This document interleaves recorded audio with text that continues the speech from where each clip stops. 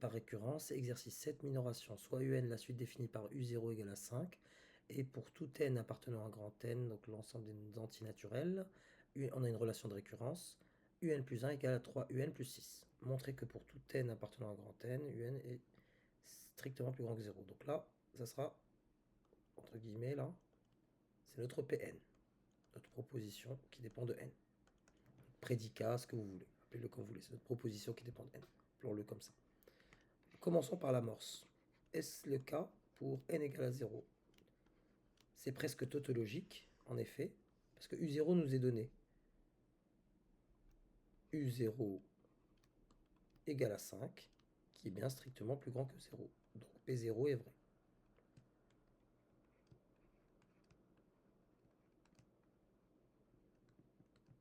Tout simplement. Le premier rang fonctionne. Passons à l'hérédité.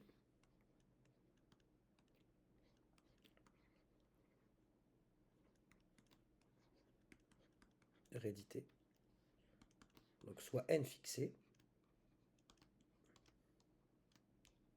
appartenant à un grand N fixé, tel que Pn est vrai.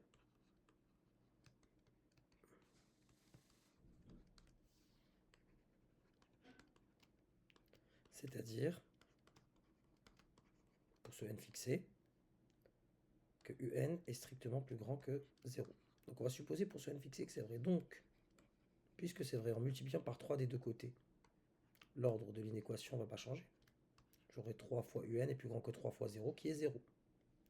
Et en ajoutant 6 des deux côtés, j'aurai 3 un plus 6 est strictement plus grand que 6. Mais s'il est strictement plus grand que 6, il est plus grand que 0. Mais ce 3 un plus 6, ça correspond tout simplement à... Bon, un plus 1, j'étais en train de reconstruire ma suite.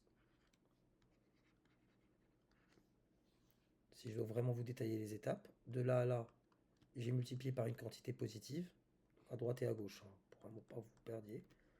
Ici, j'ai ajouté des deux côtés plus 6, ça ne change pas l'ordre. Et puisque j'étais strictement plus grand que 6, donc mon un plus 1 était strictement plus grand que 6 par transitivité, puisque 0 est plus petit que 6, bah 0 est plus petit que un plus 1. Et là, on écrira ainsi Pn implique Pn plus 1. Et pour la conclusion, vous avez montré que pour tout n appartenant à grand N, un est strictement plus grand que 0.